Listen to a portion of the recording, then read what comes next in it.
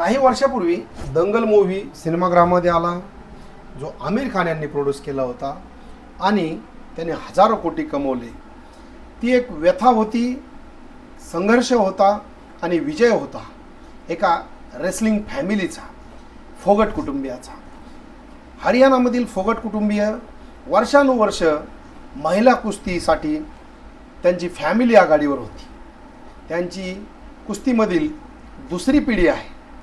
कुस्ती हा खेळ सर्वसाहा भारतामध्ये मल्लांचा खेळ पुरुष खेळतात, परंतु पहिल्यांदा इतक्या इंटरनॅशनल लेवलपर्यंत फोगट कुटुंबियांनी संघर्ष करून फक्त हरियाणा स्टेटसाठीच नाही तर देशासाठी काही मेडल मिळवले.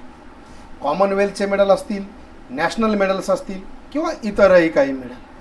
आणि यामध्ये सर्वात चर्चेचा विषय आला 2023मध्ये, ज्यावेळेस रेसलिंगच्या काही महिला रेसलिंग फेडरेशन ऑफ इंडियाच्या विरोधामध्ये रस्त्यावर उतरल्या आणि त्यांनी तेव्हाचे जे काही त्या WFIचे अध्यक्ष आहेत ब्रिजभूषण सिंह यांच्यावर गंभीर असे आरोप लावले. ब्रिजभूषण सिंह जे आहेत ते उत्तर प्रदेशमधील एक स्ट्रॉंगमॅन पॉलिटिशियन अशी त्यांची इमेज आहे. भारतीय जनता पार्टीकडून ते बऱ्याच वेळा खासदार राहिलेले आहेत, परंतु ते स्वतः एक खेळाडू असताना देखील महिलांचे शोषणाचे त्यांच्यावर आरोप लावलेले आहेत. बऱ्याच वेळा नरेंद्र मोदी यांच्या जवळचे व्यक्ती म्हणून या कुस्तीपटूंनी त्यांच्यावर जरी आरोप केले तरी त्यांना पदावरून हटवण्यासाठी खूप वेळ घेतला. त्याचबरोबर पोलीस स्टेशनमध्ये साधी FIR दाखल करून घेण्यास प्रशासनाने विरोध केला आणि शेवटी या खेळाडूंना, या मल्लांना कोर्टमध्ये जावं लागलं. सुप्रीम कोर्टने आदेश दिल्याच्या नंतर FIR दाखल केली गेली. आपण रामलीला मैदानाचं ते खेळाडूंनी गाजवलेलं मैदान, आंदोलन सर्व देशाला माहीत आहे मित्रांनो. परंतु संघर्ष पुन्हा एकदा या विनेशच्या 5वीला पोंजलेला आहे. पुन्हा एकदा विनेशला या सत्ता संघर्षाविरुद्ध लढण्याची वेळ आली, या सिस्टम विरुद्ध लढण्याची वेळ पुन्हा आली. 2024 समर ऑलिम्पिक्समध्ये फायनलमध्ये गेल्यानंतर फक्त काही ग्रॅम वजन जास्त भरल्यामुळे विनेशला बाद केलं गेलं आणि आपलं ऑलिम्पिकचं गोल्ड मेडल जे आहे, जी तोटकी मेडल भेटतात त्यापैकी एक मेडल चुकलं आणि निराशा झाली. काही लोकांनी विनेशला ब्लेम केलं, काहींनी व्हिलन ठरवलं, काहींनी हिरोईन केलं. परंतु काय आहे संघर्षाची खरी कहाणी विनेश फोगटची? मित्रांनो, मी रवी मिसाळ आपलं खूप खूप स्वागत करतो या व्हिडिओमध्ये. मित्रांनो, हा विषय आहे एका महिला रेसलर विनेश फोगट यांचा संघर्ष रेसलिंग फेडरेशन ऑफ इंडियाशी स्वतःच अस्तित्व निर्माण करण्यासाठी. बऱ्याच वर्ष, काही वर्ष या रेसलिंगपासून दूर राहिल्यानंतर पुन्हा एकदा आपलं नशीब आणि केलेली मेहनत आजमावण्यासाठी विनेश फोगट यांनी पुन्हा WFI, जी आपली इंडियाची जी बॉडी आहे, या बॉडीला सांगितलं की मला कुस्ती खेळायची, मला पुन्हा सामन्यामध्ये यायचं आणि इथे संघर्ष सुरू झाला. विनेश फोगट यांनी केलेले आरोप आणि राजकीय सूडबुद्धी यामुळे विनेश फोगट यांना WFIने वेळोवेळी काही कारणावरून बाद करण्याचा, या स्पर्धेपासून वंचित ठेवण्याचा प्रयत्न रेसलिंग फेडरेशन ऑफ इंडियाने केलेला आहे. मित्रांनो, विनेश फोगट यांनी ब्रिजभूषण सिंह जे खासदार आहेत यांच्यावर असे आरोप केले की ज्या 2023मध्ये महिला खेळाडूंचं शोषण केलं त्यामध्ये मी पण एक आहे. मित्रांनो, आज किती दयनीय व्यवस्था आहे.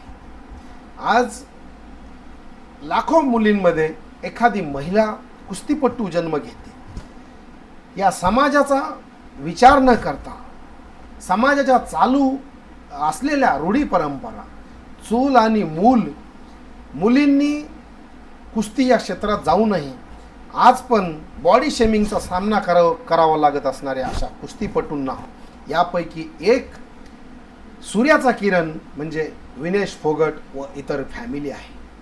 आणि या महिला भगिनीची काय चुकी आहे, तिचं शोषण होतंय, त्या शोषणाविरोधात तिनं आवाज उठवला का, तिनं प्रश्न विचारले या बधीर व्यवस्थेला, तिला कोर्टचे दरवाजे वाजवावे लागले आणि कोर्टला जाग आल्यानंतर FIR दाखल केली गेली. ते मॅटर सबज्युडिशियल आहे. आज आपणास माहीत आहे की भारतामध्ये न्यायव्यवस्थेची गती किती संथ आहे, हे सांगण्याची आपणास गरज नाही. आणि तीच परिस्थिती विनेश फोगट यांच्या मॅटरमध्ये आहे. WFIने काही विनेश फोगटवरती पण आरोप केले आहेत की विनेश फोगट यांनी 6 महिन्यापूर्वी जर त्यांनी व्हॉलंटरी रिटायरमेंट घेतली होती काही वर्षापूर्वी आणि त्यांना पुन्हा कुस्तीमध्ये भाग घ्यायचा असेल, स्पर्धेमध्ये यायचं असेल तर कमीत कमी 6 महिने त्यांनी आम्हाला कळवायला पाहिजे होतं. त्याचबरोबर की ज्या उत्तेजन पदार्थाच्या चाचण्या घेणारी काही संस्था आहे त्या संस्थेला सुद्धा यांनी कळवलं नाही, असे यांच्यावर आरोप आहे. विनेश फोगाट यांनी केलेले पत्रव्यवहार सर्व दाखवले. त्याचबरोबर विनेशवरती असा आरोप केला की एक खेळाडू असल्यानंतर यांनी यांचं लोकेशन काय करत आहेत हे WFIला कळवलं नाही. परंतु हे सर्व आरोप विनेश फोगाट यांनी फेटाळून लावलेले आहेत. मित्रांनो, आज कुस्ती असेल किंवा इतर खेळाडू असतील, महिलांचं भारतामधील प्रतिनिधित्व खूप कमी आहे.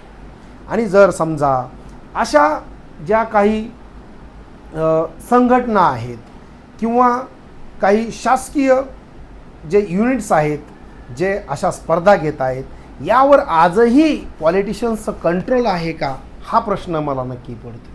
कधी मोकळा श्वास त्यांना घेता येईल, कधी पॉलिटिकल प्रेशर या ज्या युनिट्स आहेत यांच्यावरतीचं पॉलिटिकल प्रेशर कधी निघेल, कधी आज असे आमदार आणि खासदार या ज्या काही महिला भगिनी आहेत यांचं शोषण थांबवतील, कधी या देशातील महिलांना आपलं टॅलेंट दाखवण्याचा संधी मिळेल. आणि भविष्यामध्ये सुद्धा आज हा देश खूप मागासवर्गीय समजला जातो.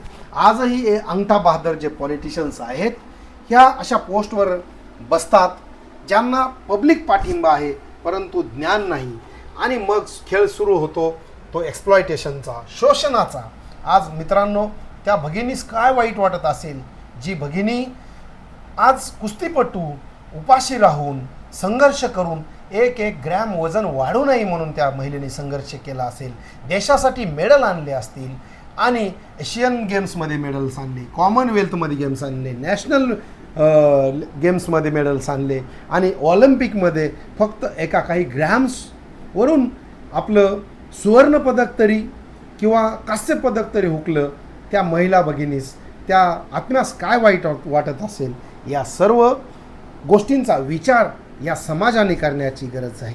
कधी आपली महिला भगिनी, कधी फ्रीली तिला पार्टिसिपेट होता येईल, कधी तिला एका पुरुषाची गरज लागणार नाही. Women in problem always need man's help, ही जी म्हण आहे इंग्रजीमध्ये की प्रॉब्लेममध्ये महिला जी असेल तिला सतत पुरुषाचीच गरज लागत असते, ही म्हण कधीतरी खोटी ठरेल आणि या महिला भगिनीस 100% न्याय मिळेल अशी मी अपेक्षा करतो. मित्रांनो, खूप खूप धन्यवाद. जय हिंद.